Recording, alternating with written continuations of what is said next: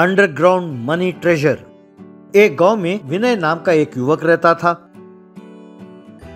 वो अपने पुरखों के सिखाए हुए आयुर्वेद चिकित्सा पद्धति द्वारा लोगों की बीमारियां दूर करता था।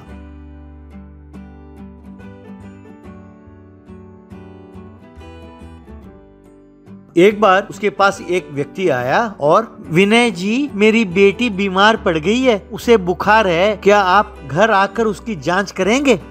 यूं विनय उनके घर गया, उस बच्ची को देखा और उसे दवाइयां दी। उसकी बेटी ठीक होने लगी। वो व्यक्ति विनय को पैसे देने लगा। विनय ने उसे रोकते हुए कहा, ये पैसे मुझे नहीं चाहिए, ये पैसे आप ही रख लो। मैं ये सब पैसों के लिए नहीं करता। मेरी नौकरी में मुझे जो तनख्वाह मिलता है वही मेरे लिए पर्याप्त है। ये हुनर हमें पुरखों से मिली है। मेरी इच्छा है कि लोगों की बीमारियां इससे मैं दूर करूं। विनय ने ऐसा कहा। उस व्यक्ति ने विनय को धन्यवाद कहा। यूं जब जरूरत पड़ती वो गरीबों की मदद करता, इलाज करते हुए। इसलिए गांव भर में विनय का नाम काफी मशहूर हो गया। जब कभी किसी को जरूरत होती तो विनय उन्हें पैसे देकर भी मदद करता था। इस तरह विनय उस गांव में काफी प्रबल हुआ।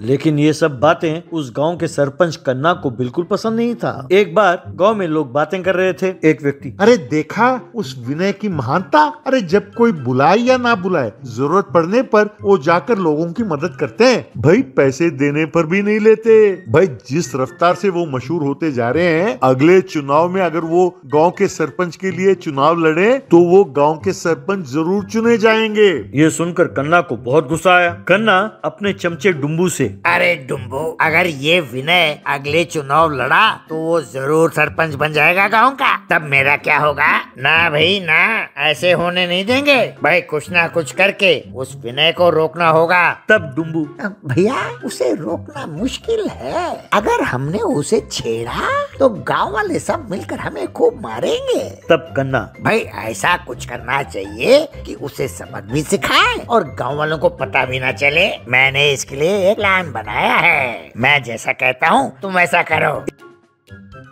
एक बार चाइना से आए हुए कीटाणु के कारण दुनिया भर में एक बीमारी फैल गई। इसलिए देश भर में लॉकडाउन घोषित हुआ। उस बीमारी के इलाज के लिए कोई दवाई नहीं थी, तो इसलिए लोग बहुत परेशान थे। उस बीमारी को कम करने के लिए विनय अपने ज्ञान को बटोरकर जड़ी बूटियों की मदद से एक दवाई तैयार की। उसने उस दवाई को एक मरीज पर प्रयोग किया। उस दवाई ने बहुत बढ़िया असर किया। लेकिन सब गांव वालों के लिए उस दवाई को बनाने के लिए काफी पैसे खर्च हो रहे थे। विनय ने पैसे जुटाने की बहुत कोशिश की, लेकिन किसी ने उसे पैसे नहीं दिया। एक दिन रात को विनय घर पर सो रहा था कि कन्ना और उसके आदमी आए और विनय के हाथ पैर बांधकर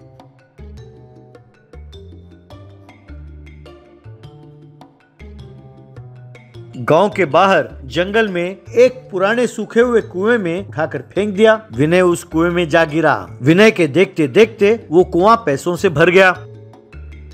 तभी उसे आकाशवाणी सुनाई दी, विनय, हम जानते हैं कि तुम कितने अच्छे आदमी हो। हम जानते हैं कि तुम लोगों की कितनी चिंता करते हो, इसीलिए हम तुम्हें मुंह मांगे पैसे दे रहे हैं। यूं कहते ही विनय वहां से गायब होकर कुएं के बाहर आकर प्रकट हुआ।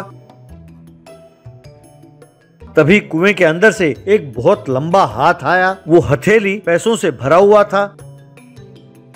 ये देखकर विनय हैरान हो गया।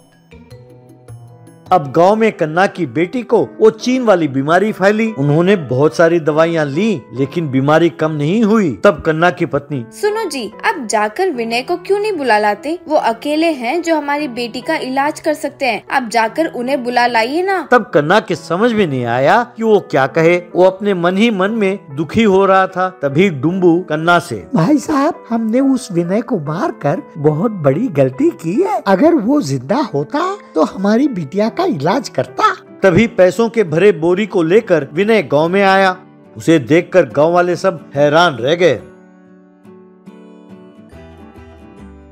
विनय गांव वालों से, गांव वालों, ये सब पैसे आप ही लोगों के हैं। मैंने उस चीन वाली बीमारी के इलाज का पता लगा लिया है, लेकिन उस दवाई को बनाने के लिए मुझे आप सबकी मदद की जरूरत पड़ेगी। सब गांव वाले उसकी मदद करने के लिए तैयार हो जाते हैं। इस तरह गांव वाले मिलकर उस दवाई को बनाने में विनय की मदद करते हैं।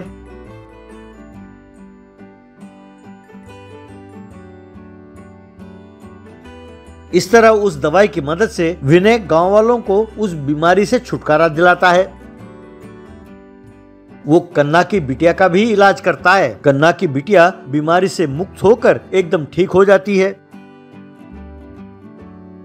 ये देखकर कन्ना बहुत खुश होता है। कन्ना विनय से, भाई विनय, कुएं में मैंने ही तुम्हें धक्का दिया था, लेकिन तुमने उसे बिल्कुल दिल पर नहीं लिया और मेरी बिटिया को एक नया जन्म दिया है। मैं तुम्हारा ये एहसान जिंदगी भर नहीं भूलूंगा। अब से इस गांव का मुखिया तुम ही हो। मैं इस पद से इस्तीफा देता हूँ। अगले चुनाव में जीत सिर्फ तुम्हारी होगी। कहकर उसे प्रणाम किया। विनय, कन्ना, तुम बहुत अच्छे लीडर हो।